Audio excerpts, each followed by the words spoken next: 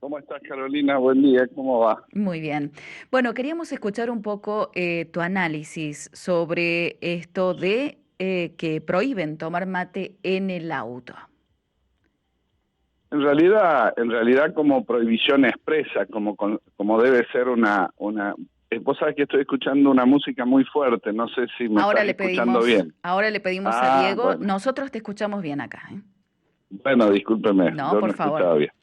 Bueno, no, estaba diciendo que no tenemos, salvo en la provincia de Mendoza, una norma expresa que castigue la conducta de tomar mates. Ujú, Pero a mí no me preocuparía tanto el tema de que exista una norma expresa o que mañana lo empecemos a controlar, sino en todo caso aprovechar, porque es una conducta que tiene muchísimos riesgos, porque gran parte, no solo los fines de semana y en vacaciones, hay gente que tiene de profesión conducir muchos kilómetros y que está incorporado dentro de los hábitos, no solo cebarse el mate, sobre todo cuando viajan solos, sino tomar mate, sino también cebarse el ujú. mate. Es decir, en algún momento dejo de tener no una mano en el volante, sino ambas manos en el proceso de ponerle el agua al mate.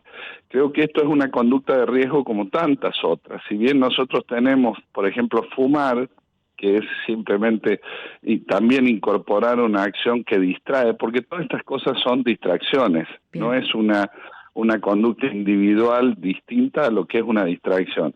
Evidentemente son conductas de mucho riesgo y en el caso del mate tiene agregado toda una casuística de siniestralidad que me ha tocado ver. Recuerdo en un verano donde una mujer llevaba un termo de 2 litros, iban al río en una ciudad del interior y tuvieron un choque que fue menor, pero se le derramó todo el agua, 2 litros de agua hirviendo, que tenía encima una malla licra y bueno, generó lesiones graves, por lo cual me parece que el mensaje acá sería: no es conveniente, hay un riesgo muy fuerte de que esa costumbre que es nacional, que es habitual, la llevemos al auto, incluso, porque por ahí escuché solo para el conductor, no, incluso para todos los ocupantes, Bien. porque ante cualquier frenada violenta ponemos en riesgo la integridad física de todos los ocupantes y me parece que hay que plantearlo en esos términos, ¿no? Bien, entonces no solamente para el conductor, sino también para los acompañantes, suele suceder, y bueno, y conocemos un hecho muy catastrófico, que podríamos decir que fue la muerte de Tamara Castro, que justamente se dio por una situación de que se volcó el mate y allí se provocó El el conductor, accidente, ¿no? claro. Sí, y ese caso, a mí me ha tocado participar en muchísimos siniestros donde tenemos la duda clara de que hubo alguna cuestión como esta, pero después es muy difícil probarlo, ¿no? Es muy difícil probarlo. Claro. En el caso de Tamara Castro, nosotros tuvimos certeza, a mí me tocó abordar el tema ese en algún momento y hacer incluso un programa de televisión en donde uno de los integrantes de las personas que iban dentro del auto pudo ratificar esto, de haber quedado muy choqueado, por eso lo reconoció, si no normalmente este tipo de cosas no se pueden probar.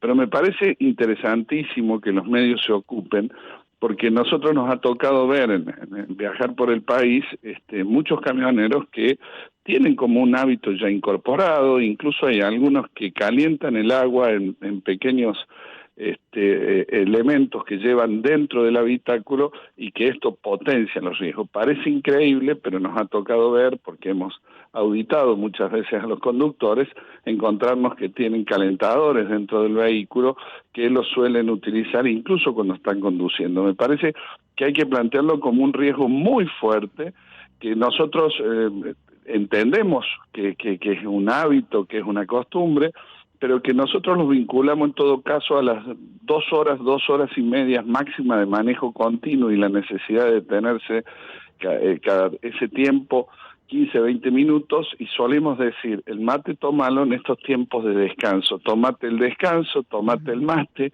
habla por celular y hace todo lo que no queremos que hagas cuando conduces, porque todas estas actividades, incluso fumar, incluso comer. He tenido un accidente que recuerdo que el camionero me contó que iba haciendo un sándwich mientras manejaba. Claro. Es decir, todo lo que saque la atención es un factor de riesgo, y en el caso del mate, como hay un elemento que es agregado, que es el agua caliente y a veces el agua hirviendo, eso pone un riesgo que debemos plantearlo, al margen de que yo tengo mis dudas que incluso donde hay una legislación específica se persiga esta conducta, porque sería una conducta que generaría una reacción difícil. Creo que tenemos que aprovechar esta movida para decir, no es una conducta recomendable, es más, es muy peligrosa para la conducción. Tengamos en cuenta que con la velocidad, por pocos segundos que sean, equivale a muchos metros. Muchos metros sin ver lo que pasa adelante. Claro, claro. Eso sería, para darle un ejemplo, para que terminemos con un número concreto, Sí. a 80 kilómetros por hora, yo que no mire un segundo, significa recorrer 24 metros sin haber mirado hacia adelante. Claro, es muchísimo. Y una ruta tiene de ancho 7 metros, una ruta común tiene 7 metros, por lo cual en 24 metros yo puedo haberme cruzado a la otra mano, la banquina, es más, puedo haberme ido a cualquier lado. Por eso es tan importante, porque para una persona 1 segundo, 2 segundos no es nada, pero en movimiento, cuando llevamos kilómetros por hora, al transformarlo en metros por segundo, nos damos cuenta de la magnitud del riesgo. Recién, doctor, usted hablaba sobre el tiempo de descanso. ¿Cuál sería, en este caso, podríamos decir, las horas que puede transcurrir una persona arriba del volante y tiene que realizar un descanso? Bueno, eso es muy interesante porque lamentablemente, porque a mí me toca ver el resultado. Usted sabe que hoy, cuando investigamos un accidente, tenemos controles satelitales que nos dicen cuánto tiempo un conductor está al frente del volante y no hay interrupción. Hoy lo podemos medir. Es decir, hoy tenemos herramientas muy poderosas para eso y en cierta manera tengo la impresión que no estamos controlando. Desde el punto de vista de la atención de la persona humana, se considera que 2 horas o 200 kilómetros, lo que ocurra primero, sería un tiempo razonable dentro del cual las capacidades del conductor están medianamente conservadas, aunque hay una baja importante. Por eso se considera que no debe manejarse más de 200 kilómetros o 2 horas continuas sin hacer un descanso de 15 o 20 minutos. Por supuesto que esto genera muchas sensaciones, sobre todo aquel que quiere rápidamente llegar y en todo caso descansar, pero claramente cuando uno tiene una actividad repetitiva, tanto mental como física, como es conducir un vehículo, porque es repetitiva, que genera mucho estrés, la capacidad de atención de la persona, y lo vemos en el aula, ¿no? En una actividad muy simple como es dar clase. Hoy, sí. ¿Por qué no? Rara vez se pasa de la hora y media, de la hora, sin un recreo, porque realmente la capacidad disminuye mucho. Imagínese conduciendo un vehículo pesado, con toda la responsabilidad y el estrés que genera. Entonces, este tipo de cosas tendríamos que volver a mirarlo dentro de la empresa, dentro de los gremios, de los sindicatos de conductores, porque es una actividad que implica que estoy en menores condiciones para reaccionar ante un imprevisto. Por eso la planificación de los viajes es parte de lo que no solo es un problema del chofer, sino de las empresas. Yo puedo decirle, a ver, a lo mejor tuve 2 horas y cuarto, 2 horas y media, sí, hasta llegar a un lugar donde puedo hacer el descanso. No es que sea estricto que donde se cumplió las 2 horas debo detenerme, pero sí plantear que el conductor se acostumbre que es necesario, y no es solamente parar, ir al baño, volver, subir y arrancar, sino darle esos 15, 20 minutos en donde es lo que decíamos recién.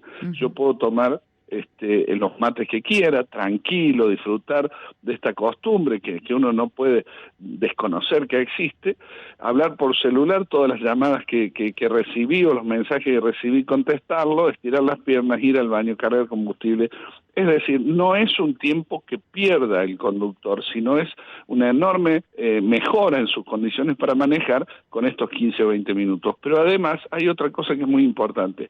El cansancio también termina haciendo que se baje la velocidad promedio, porque es instintivo. Ajá. Entonces, esta parada de 15 o 20 minutos, después vuelve a poner en la ruta un conductor muy atento, muy dinámico, totalmente distinto al que dejó en ese previo al descanso de estos 15 o 20 minutos.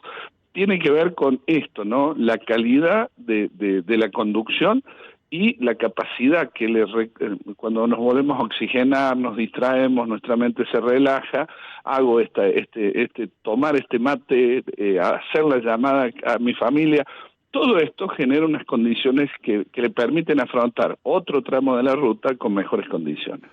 Doctor Horacio Bota Bernaus, muchísimas gracias por esta comunicación y a tener en cuenta todos estos consejos, la importancia de llegar bien, y no... Sí, por supuesto, y que no sea el miedo a una multa, que no es lo que a mí me interesa, porque a veces creemos que vamos a cambiar los hábitos a través del miedo, y yo no coincido. A través del miedo se puede obtener algunas reacciones inmediatas, pero las que realmente nos sirven son aquellas que nacen de la convicción. Cuando yo entiendo, mira, tienes razón, mejor me paro a 10 minutos, 15 minutos, me tomo 4 o 5 mates, es decir, tenemos que empezar a cambiar, porque el problema es que el ser humano no quiere cambiar. Yo hace 20 años soy chofer y hace 20 años que tomo mate de esta forma.